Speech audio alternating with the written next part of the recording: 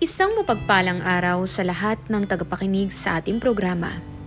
Muli po tayo nagbabalik upang magbahagi ng kwentong kapupulutan ng aral ng ating mga listeners. Pero bago muna ang lahat, huwag po ninyong kalilimutan mag-like, mag-share at syempre mag-subscribe sa ating channel. Please don't forget to click the notification bell para parati kayong updated sa ating newly uploaded video. Para naman sa mga gustong magpa-shoutout, maaari kayong mag-comment ng taong inyong gustong ipa-shoutout sa dulo ng ating kwentong ibabahagi ngayong araw na ito. Sige po, huwag po kayong mag-alala. Gagawan ko po ng paraan. Ingat po kayo dyan. Ang mga huling salitang binitawan ni Maris bago ibaba ang kanyang cellphone. Malakas ang ulan ng gabing iyon. Nang tumawag ang kanyang nanay upang sabihin sa kanya ang mga problema at mga bayarin na kailangang bayaran. Si Lea Maris, o mas kilala sa nickname na Maris, ay office worker sa isang maliit na kumpanya sa Maynila. Tubong Bicol si Maris at lumuwas lamang ng Maynila upang magtrabaho para sa pamilya. Mahigit 5 taon na rin siya nagtatrabaho bilang office worker at kamakailan lamang ay napromote siya sa pagiging supervisor. Masipag at masayahing dalaga si Maris na merong height na 5'3". May magandang mukha at slim type, magandang istruktura ng katawan. Maraming lalaki nga ang nagtangkang manligaw sa dalaga.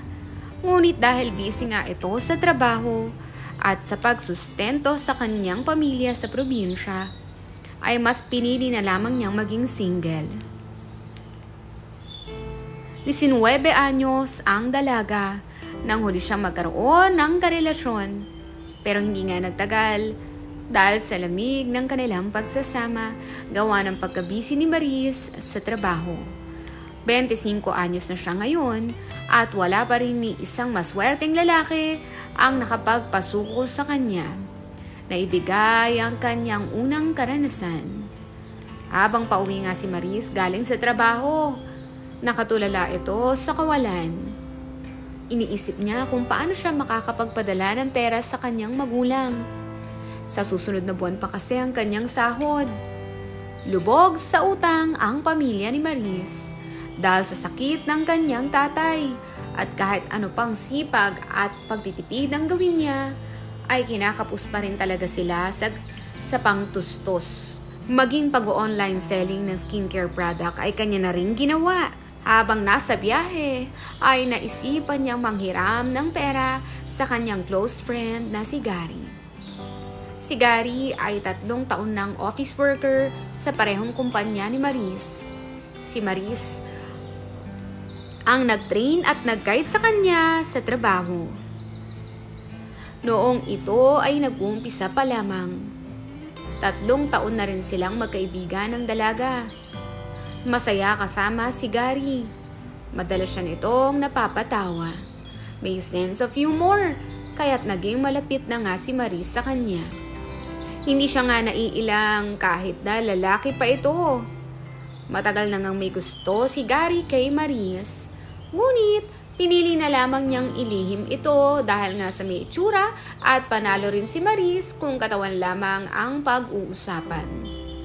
Ngunit para sa kanya, minabuti na lamang niyang ilihim ang pagtingin at pagtatakam o pagkatakam sa dalaga dahil alam naman niyang wala siyang pag-asa rito. Hindi katangkaran si Gary na meron lamang height na 5'5". Medyo chubby pa nga at may maitim na kutis. Hindi rin masasabing gwapo. Hindi talaga gwapo. Na pinalala pa ng pandemya dahil tad-tad ng tagyawat ang mukha nito dahil sa face mask. 37 anyos na si Gary at ni isang beses sa kanyang buhay ay hindi pa nga ito nagkaroon ng nobya. Ngunit hindi naman ito bago sa usaping drama.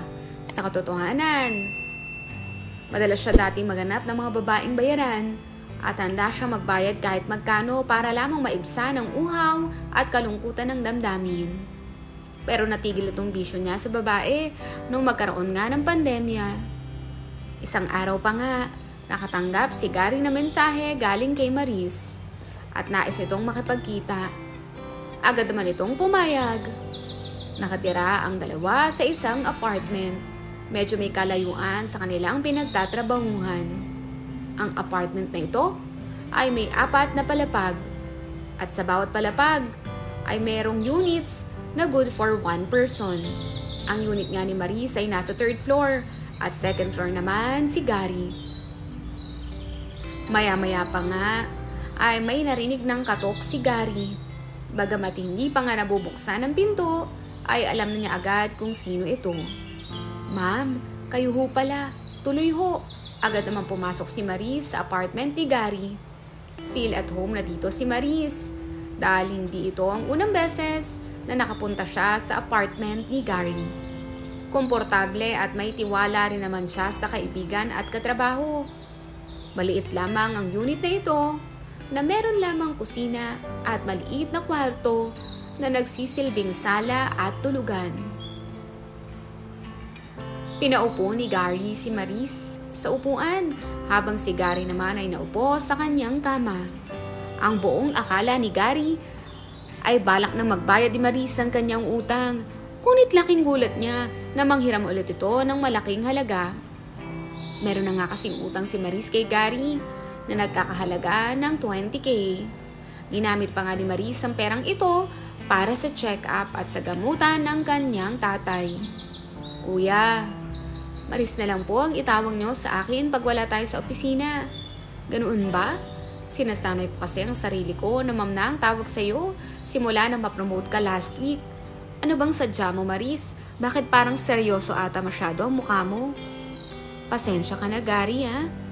Mukhang hindi pa rin ako makakabayad ng utang eh." "Walang problema, Maris. Hindi ko pa naman kailangan yung pera.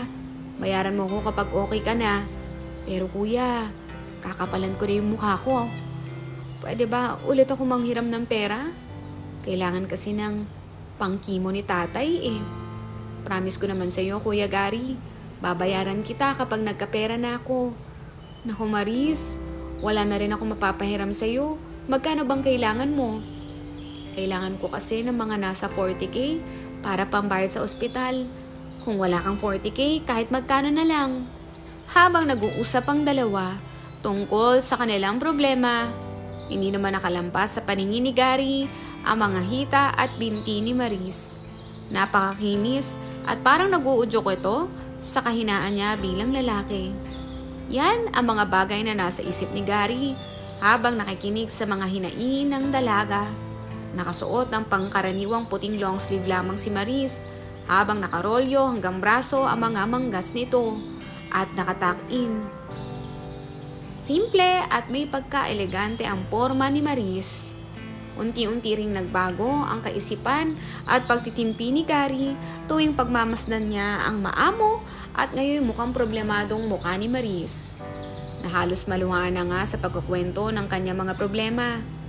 Tuloy lamang sa pagkwento si Maris at tuloy lang din ang pakiusap niya kay Gary na sana'y makahiram siya ng pera. Wala siyang kaalam-alam na nag-iba na rin pala ang kaisipan ng katrabaho. May kung anong masamang motibo ang nabuo sa isipan nito na hindi niya kailanman aakalain. "Tutulungan kita sa problema mo. Huwag kang mag-alala," ani ni Gary. "Talaga? Maraming salamat. Pero sa isang kondisyon," diretsahang sabi nito. Ano naman yun, kuya? Papahiramin kita ng pera kung papayag ka na makatabi kita ngayong gabi." "Ha?" Nabiglang sabi ni Maris. "Yon yung kondisyon ko." "Bastos!" Galit na sabi ni Maris. Labis talaga yung kinagulat niya ang mga katagang narinig niya sa kanyang pinagkakatiwalaang kaibigan. Nagmadali itong nag-ayos at lumabas ng apartment ni Gary. Galit at maluhaluhang bumalik sa kanyang apartment si Maris. Pagdating niya sa kanyang apartment ay malungkot siya sa sobrang pagkadismaya sa nangyari. Iniisip pa rin niya kung paano nabanggit ng kaibigan ang mga salitang kanyang narinig. Sinubukan din niya manghiram ng pera sa ibang kaibigan, ngunit nabigo ito dahil na rin siguro sa epekto ng pandemya kaya walang masyadong pera ang mga tao. Bagamat isang pangkaraniwang office worker lamang si Gary, matagumpay naman ito sa pagiging crypto trader. Ito ang paraan ni Gary para kumita ng malaking halaga ng pera. Sa mga ganitong pagkakataon, si Gary lang talaga ang maaasahan ni Maris na makatutulong sa kanya. Ngunit hindi nito kayang tugunan ang mga kondisyon ng lalaki. Sa kabilang banda, pinagsisisihan naman ni Gary ang mga nasabi sa kanyang kaibigan. Nadala lamang siya ng oras na iyon at nais niya manghingi ng paumanhin kaya't inihanda na niya ang perang kailangan ni Maris at balak niya itong pahiram ng walang kapalit. Inilagay niya ito sa sobre at dinagdagan pa nga niya ito ng libreng 10,000 para sa peace offering at nagbabangka sakali na sana'y mapatawad siya ng babae. Kinabukasan, nakita silang dalawa. Agad na umiwas si Maris at hindi niya na nga ito nakausap. Sinubukan niyang habulin para kausapin sana ito, pero mabilis itong umalis. Nakablock na rin siya sa messenger, maging sa opisina ay iniiwasan na siya nito. Hindi siya makahanap ng timing para makausap si Maris. Nais lang sana niyang humingi ng paumanhin at nagbabaka sakaling maibalik ang kanilang magandang samahan. Makalipas nga ang 3 araw, habang nasa opisina, nakatanggap si Maris ng tawag mula sa kanyang nanay. Ayon dito, labis nang lumulubha ang kalagayan ng kanyang ama at kailangan na talaga nitong maisailalim sa chemotherapy. Hinang-hina na nga si Maris sa problema, pero hindi pa rin siya nagpapaapekto sa trabaho. Bagkus ay lalo pa niyang pinagbuti. Hindi pa nga natatapos ang araw na iyon nang makatanggap siya ng mensahe galing sa landlady ng tinitirhang apartment. 3 buwan na kasi siyang di nakakapagbayad ng upa at kung hindi pa raw siya makakapagbayad, kinabukasan ay mapipilitan na itong paalisin siya. Naalala rin niya, natambak na ang kanyang bills ng kuryente at tubig at maaari na nga siyang maputulan sa susunod na linggo. Sunod-sunod na naiipon ang problema ni Maris na labis niyang ikinalungkot. Habang papauwi, naluluha na lamang siya nang iniabot na niya ang kanyang pamasahe sa FX driver. Dahil ayun na lamang natirang pera sa kanyang pitaka. Gulong-gulo na nga ang isipan niya. Hindi alam kung saan kukuha ng pera. Maski nga pamili ng pagkain ngayon at pamasahe ay wala na rin siya. Pagdating pa nga sa apartment building na inuupahan niya, napatingin na lamang siya sa unit ng kaibigang si Gary.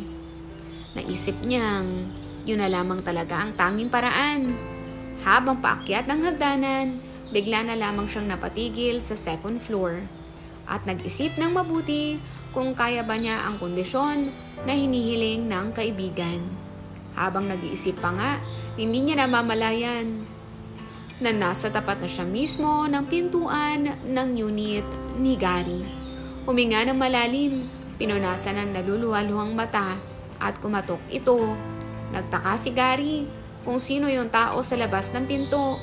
Wala kasi siyang inaasahang bisita sa araw na iyon, ngunit umaasa siya na sana si Maris ang taong nasa pinto. Laking gulat at tuwa niya nung makita niyang ang kaibigan niya ang nasa pintuan. Heto na nga ang pagkakataon niya upang manghingi ng paumanhin. Kayo ho pala ma'am, yung tungkol dun sa hindi pa tapos magsalita si Gary nang biglang magsalita si Maris. Payag na ako. Ha? Nagtatakang tanong ng lalaki. Payag na ako sa kondisyon mo. Ikaw na lang kasi ang makakatulong sa akin. Nagulat si Gary nang marinig niya ang mga katagang binanggit ng dalaga. Agad niya nga itong pinatuloy sa kanyang lugar. Kagaya ng dati, nakaupo si Marie sa upuan at nasa kama naman si Gary. Talaga madam? Payag ka na sa sinasabi ko? Tila excited na tanong ni Gary. Nawari ba'y nalimutan na niya na gusto niya nga pala manghingi ng paumanhin. Pero may mga kondisyon din ako. Ano yun? Gusto ko sa ating dalawa lang to. Huwag na huwag mong ipagsasabi sa ibang tao. Walang problema madam. Wala akong pagsasabihan. At may pakiusap sana ako. Okay lang ba kung 60K na ang hihiramin ko? Ikinuwento ni Maris ang kanyang problema sa renta, sa bills na hindi niya mabayaran, kaya't agad pumayag si Gary. Sige, payag ako Maris. Nakasuot ng cream color blouse si Maris with black blazer at naka-black na palda din na about knee level. Nababalot ng katahimikan ang buong kwarto sa mga sandaling iyon. Tumayo si Maris at huminga ng malalim at unti-unting iniangat ang kanyang palda. Muling huminga ng malalim si Maris. Nilabanan ng takot at unti-unting tinanggap ng kanyang isip ang kanyang sasapitin ng gabing iyon, hanggang sa namalaya na lamang niya na nasa sahig na pala ang lahat ng suot niya. Hindi naman makapaniwala si Gary sa kanyang nasaksihan. Naupo si Maris sa harap ni Gary, unti-unting binuka sa mga binti. Napansin nga niya ang mukha ng kanyang kaibigan na mukhang agresibo ng mga oras na iyon. Dahil ayaw niya matunghayan ang mga susunod na mangyayari. Agad niya ipinikit ang kanyang mga mata, kasabay na muling pagbagsak ng kanyang luha. At sa puntong iyon ay halos himatay naman si Gary sa galak nang tuluyan niyang makamit ang matagal nang inaasam na babae. Walang sinayang na oras si Gary kung hindi sulitin ang pagkakataong iyon. Halos magiba niya ang matibay na kama sa gigil.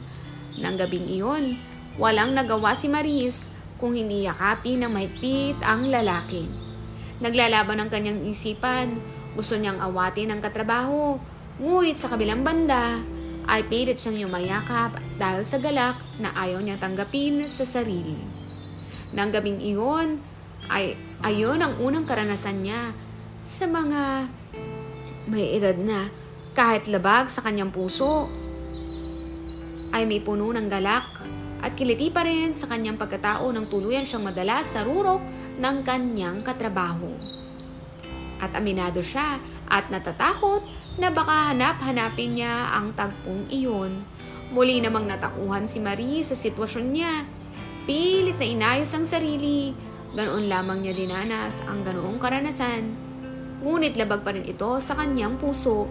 Kaya naman muling umiyak si Maris dahil sa kanyang naging sitwasyon.